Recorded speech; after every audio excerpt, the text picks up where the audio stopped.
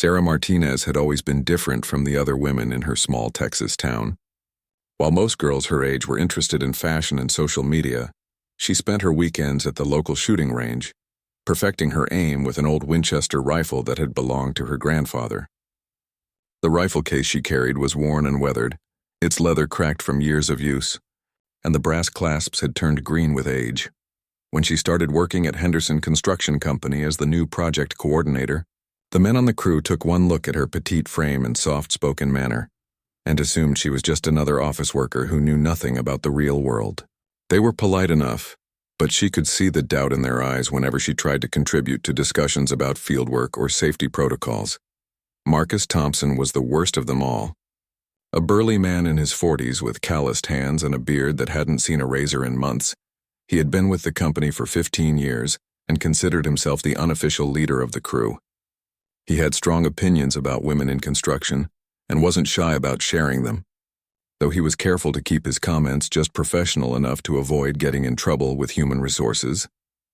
The first time Sarah brought her rifle case to work, planning to head straight to the range after her shift, Marcus spotted it in the parking lot as she was loading it into her truck. He nudged his buddy Jake and pointed toward her vehicle with a smirk that suggested he found something amusing about the sight. "Look at that," Marcus said loud enough for several crew members to hear. "Princess has herself a little toy gun case. Probably got a pink BB gun in there for shooting cans in her backyard." The other men chuckled, but there was something mean-spirited about the laughter that made even some of them uncomfortable. Sarah pretended not to hear the comment, but her cheeks flushed with embarrassment and frustration. She had dealt with this kind of attitude her entire life, but it never got easier. People always judged her based on her appearance and made assumptions about her capabilities, without bothering to learn who she really was or what she had accomplished. Over the following weeks, Marcus continued to make subtle jabs about her little rifle case whenever the opportunity arose. He would ask her if she needed help carrying her heavy equipment or joke about whether she had remembered to load her toy bullets before heading to the range. His comments were always delivered with a smile, making it difficult for Sarah to complain without seeming overly sensitive. The other crew members began to join in, treating her rifle case like a running joke. They would make exaggerated comments about being careful not to make her angry, or she might challenge them to a shootout at high noon. The teasing was constant and wearing on her nerves, but Sarah endured it because she needed the job and believed that eventually, her work performance would speak for itself.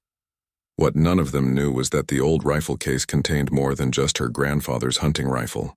Hidden in a small compartment that had been specially designed by a military craftsman, Sarah kept her most prized possession. A small metal emblem that represented an achievement so extraordinary that even experienced marksmen would struggle to believe it was real.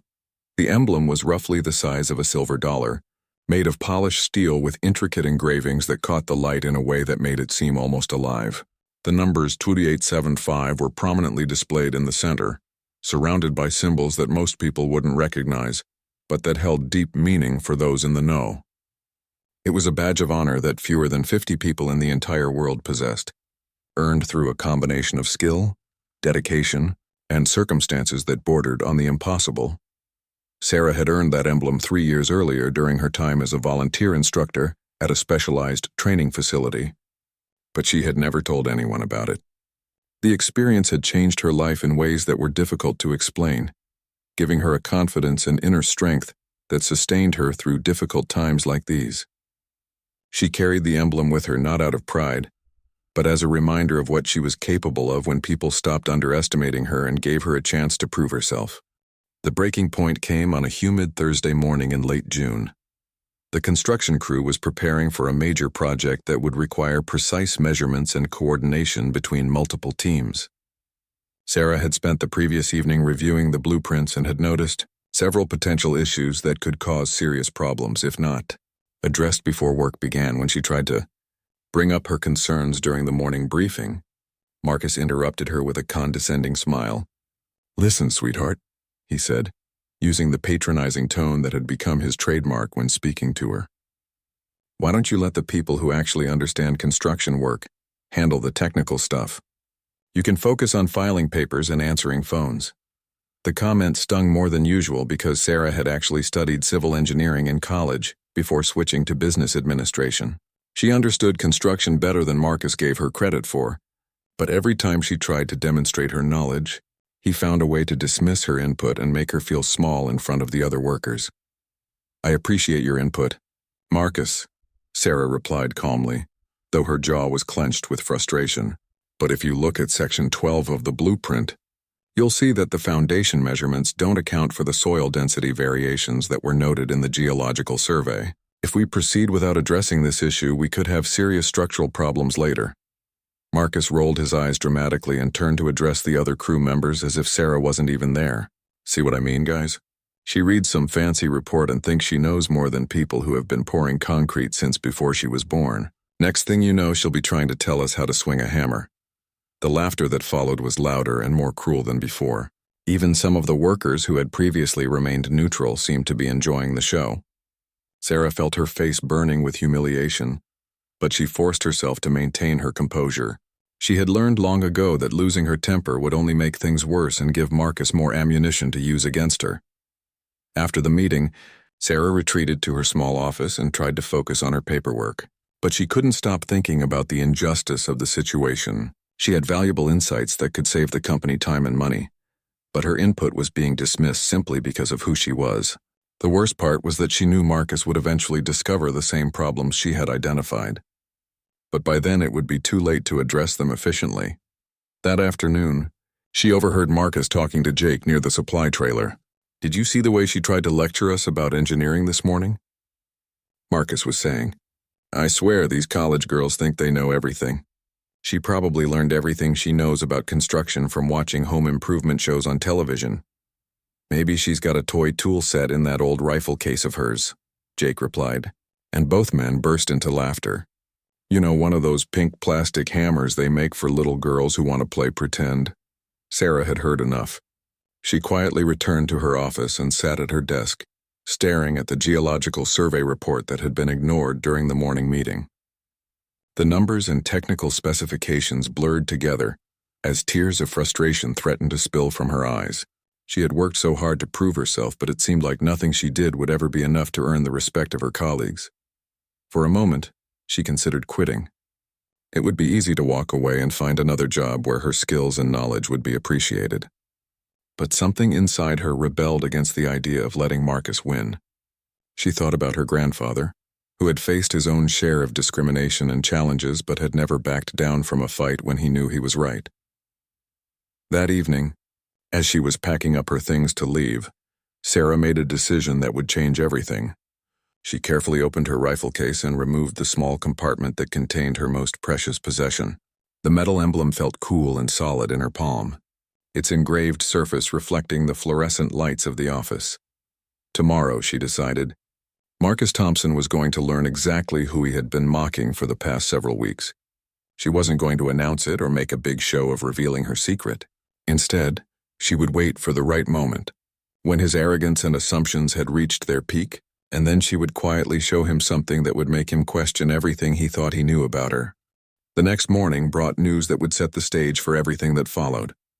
The company had been selected to bid on a major government contract that would require extensive background checks and security clearances for all personnel involved in the project. The contract was worth millions of dollars and represented the kind of opportunity that could transform Henderson Construction from a small regional company into a major player in the industry. Mr. Henderson, the company owner, called an emergency meeting to discuss the requirements and timeline for the bid submission. The conference room was packed with supervisors, project managers, and senior crew members, including Marcus, who had positioned himself prominently at the front of the room to demonstrate his importance to the proceedings. This contract will require detailed documentation of every team member's qualifications and experience, Mr. Henderson explained, reading from a thick folder of requirements. The government is particularly interested in any specialized training, military experience, or advanced certifications that our people might have. They want to know that we have the skills and expertise to handle sensitive projects. As he spoke, Sarah noticed Marcus sitting up straighter in his chair, clearly preparing to highlight his own qualifications when the time came. She knew that he had served in the Army for 4 years after high school, though he had never seen combat and had worked primarily in supply and logistics.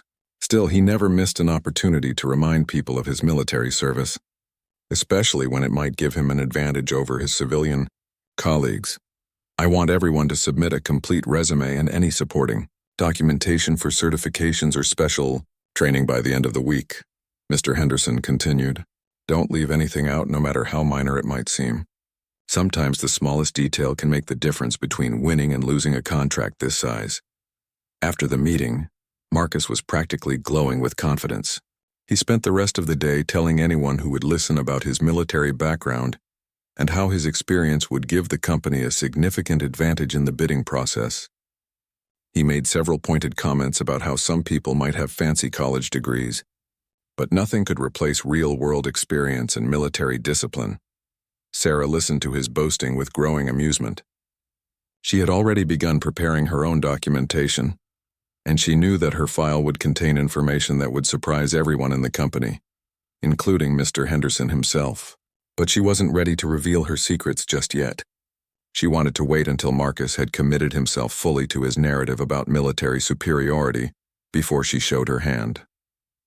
The opportunity came sooner than expected. On Wednesday afternoon, Marcus was holding court near the break room, regaling a group of younger workers with stories about his Army days and explaining why military veterans were naturally superior to civilian workers when it came to handling pressure and following orders. The problem with people who have never served, he was saying, gesturing with his coffee cup for emphasis, is that they just don't understand what real discipline looks like. They think they're tough because they went to college or read some books, but when the pressure is on, they fold like a house of cards. One of the younger workers asked about specialized military training, and Marcus launched into a detailed explanation of his experiences in supply management and logistics coordination.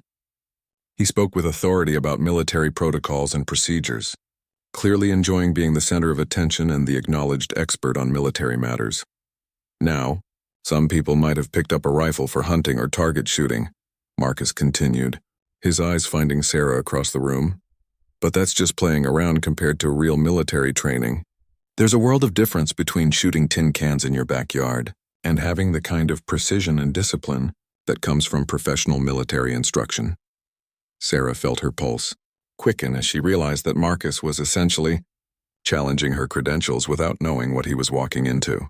She had been planning to wait until the end of the week to submit her documentation, but something about his arrogant tone and dismissive attitude made her decide that the time had come to end this charade. Once and for all, she quietly excused herself from her desk and walked to her truck in the parking lot. The old rifle case was sitting on the passenger seat where she had left it that morning, looking as worn and unremarkable as ever. She opened it carefully and removed the small metal emblem from its hidden compartment, holding it up to catch the afternoon sunlight that streamed through the windshield. The numbers 2875 seemed to glow with their own inner light, and Sarah felt a familiar surge of pride and determination. This little piece of metal represented one of the most difficult achievements in the world of precision shooting, something that Marcus, with all his military experience, could never have imagined possible. It was time for him to learn that sometimes the most dangerous opponents are the ones you never see coming. Sarah returned to the break room where Marcus was still entertaining his audience with military stories. She approached the group quietly, the small emblem concealed in her closed fist. Marcus was in the middle of explaining how military marksmen were trained to handle different types of rifles and ammunition when he noticed her standing nearby. "Well, look who's back," he said with a smirk. "Sarah, maybe you can settle something for us. These guys were asking about the difference between real military shooting and the kind of hobby stuff you do with that old rifle of yours. I was just explaining how there's really no comparison between professional training and recreational target practice." The other workers turned to look at Sarah expectantly, clearly anticipating another round of the verbal sparring that had become routine entertainment around the job site. But something in Sarah's expression was different this time. Instead of the usual embarrassment or frustration, there was a calm confidence that made a few of the more observant workers shift uncomfortably in their seats. "That's an interesting perspective, Marcus," Sarah replied evenly. "You're absolutely right that there's a big difference between different levels of shooting. Some people shoot at targets from 50 yards, others from 100 yards, and a few exceptional individuals shoot from distances that most people would consider impossible." Marcus nodded smugly. apparently believing that Sarah was conceding his point about military superiority. Exactly. In the Army, we trained with targets at distances that would surprise most civilians. We're talking about real precision work, not the kind of thing you see at local shooting ranges where people are just having fun on weekends. What kind of distances are we talking about? Sarah asked innocently. Just so I can understand the scale of what you're describing. Marcus puffed out his chest slightly, clearly enjoying the opportunity to demonstrate his expertise. Well, depending on the weapon system and the mission requirements, we might engage targets at ranges of 400, 500, even 600 meters in some cases. That's serious long-range work that requires real skill and training.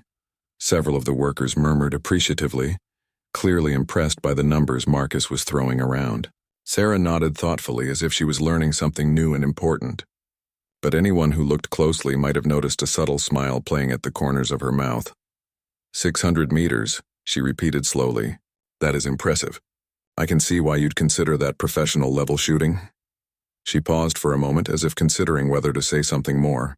Of course, some people shoot at even longer distances than that. Marcus laughed dismissively. Maybe in the movies or video games, but in the real world, 600 meters is about the practical limit for most applications. Sure, there might be some special forces snipers who can hit targets at longer ranges, but we're talking about extremely specialized situations with custom equipment and perfect conditions. What if I told you, Sarah said quietly, that some people regularly shoot at distances of over 2,000 meters? The break room fell silent and Marcus stared at her with obvious skepticism. 2,000 meters? He scoffed. That's over a mile. Nobody shoots that far except maybe some Hollywood fantasy or military experiments that never work in practice. You're talking about distances where you can't even see your target without high-powered scopes and perfect weather conditions. Sarah nodded again, still maintaining her calm demeanor. You're right about the challenges. Wind, humidity, temperature, elevation, even the rotation of the Earth become factors at those distances. It requires equipment, training, and conditions that most people never experience. Exactly my point, Marcus said triumphantly. That kind of shooting is pure fantasy for anyone except maybe a handful of military specialists with unlimited budgets and perfect laboratory conditions. The moment had come. Sarah slowly opened her hand and placed the small metal emblem on the break room table, where everyone could see it. The polished steel caught the fluorescent lights and seemed to shimmer with its own inner fire. The number 2875 was clearly visible in the center, surrounded by intricate engravings that spoke of precision, skill, and achievement beyond anything most people could imagine. Marcus stared at the emblem in confusion, clearly not understanding its significance. What's that supposed to be? He asked, though something in his tone suggested that he was beginning to realize that this conversation was not going the way he had expected. That, Sarah said quietly, is proof that I successfully hit a target at a distance of 2,875 meters. Not quite 2 miles, but close enough to qualify for membership in a very exclusive club that most people don't even know exists. The silence in the break room was deafening. Marcus stared at the emblem as if it were a piece of alien technology that had suddenly materialized on the table. His mouth opened and closed several times, but no words came out. The other workers leaned forward to get a better look at the small piece of metal that had apparently rendered their most vocal colleague speechless.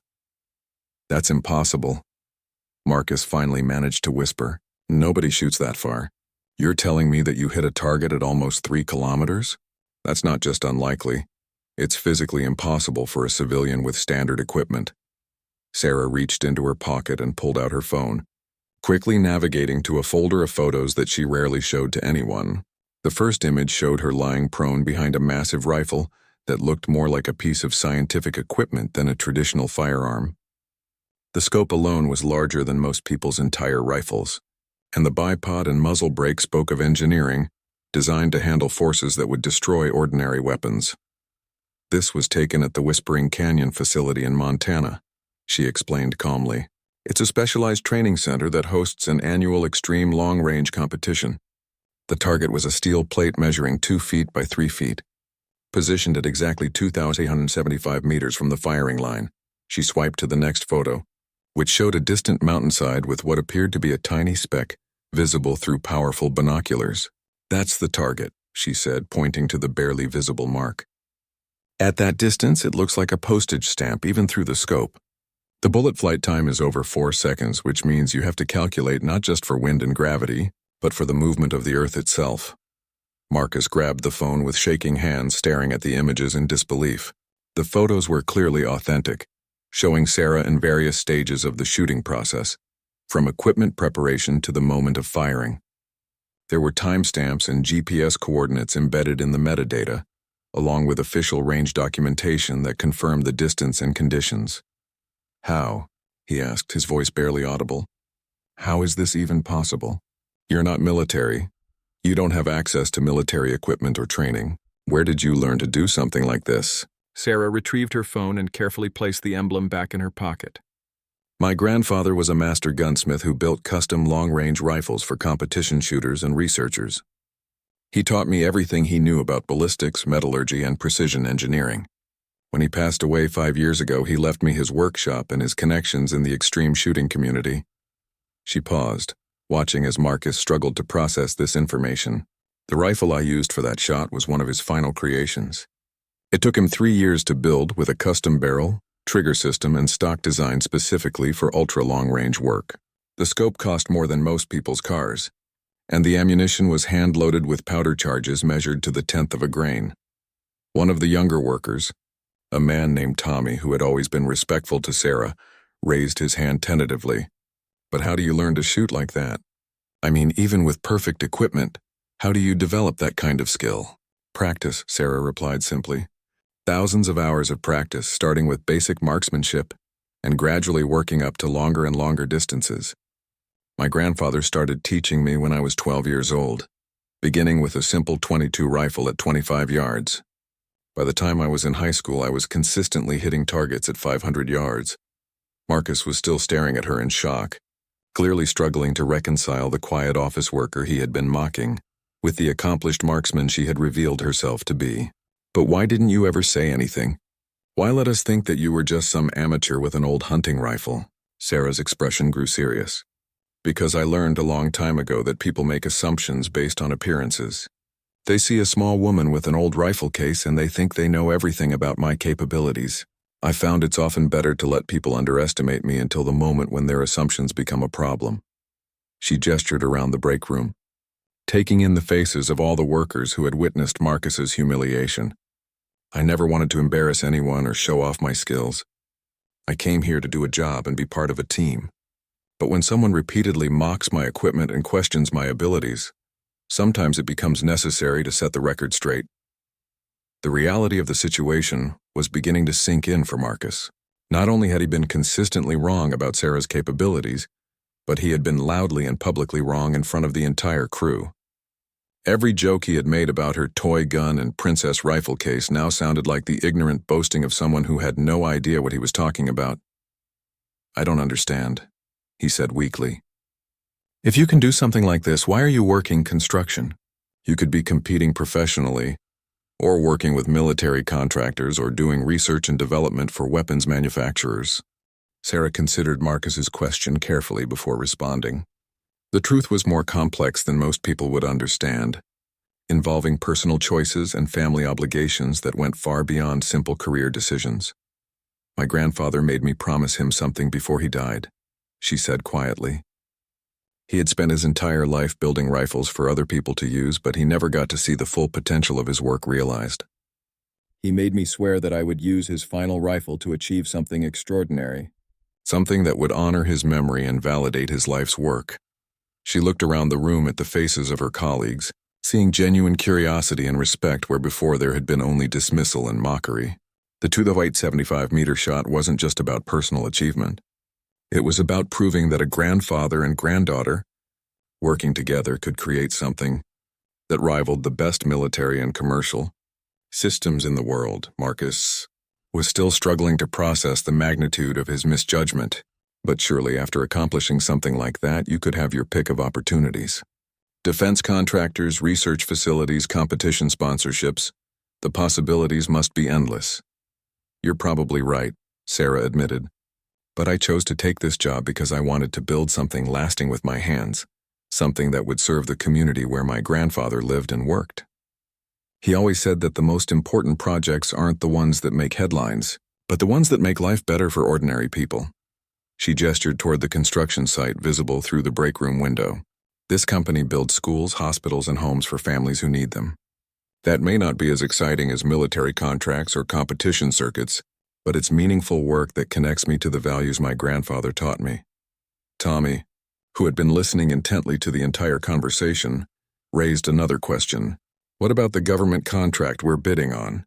Will your shooting background help the company win that project? Sarah smiled for the first time since the conversation began. Actually, yes. The contract requirements include provisions for security clearance and specialized skills assessment. My documentation includes certifications in precision measurement, ballistic calculation, and stress management under extreme conditions. Those skills translate directly to construction project management, especially for projects that require exact specifications and quality control.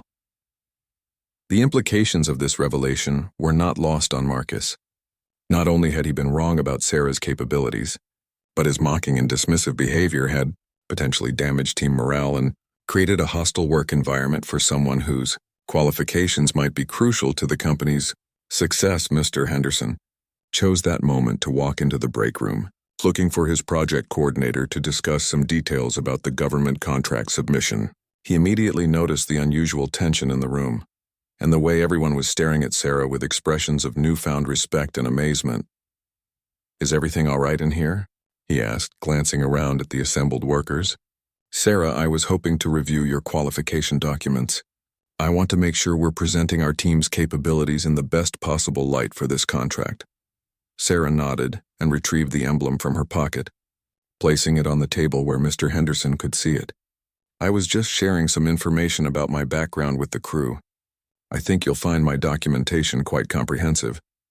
Mr. Henderson picked up the emblem and examined it closely, his eyebrows rising as he read the engraved details. As someone who had served in the military himself, he recognized the significance of what he was holding even if he didn't understand all the technical aspects. "This is extraordinary," he said slowly.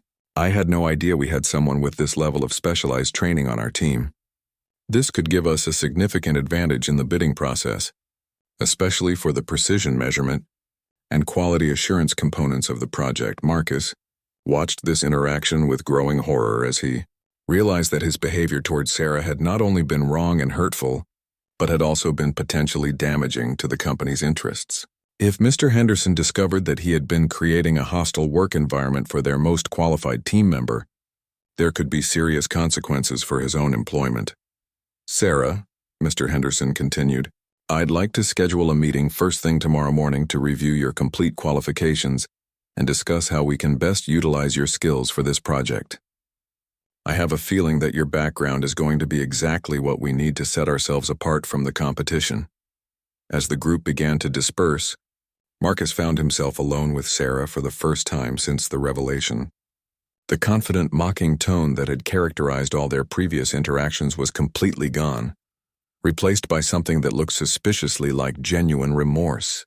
Marcus stood awkwardly in the empty break room, his hands fidgeting with his coffee cup as he struggled to find the right words. The silence stretched between them, heavy with the weight of weeks of misdirected mockery and wounded pride.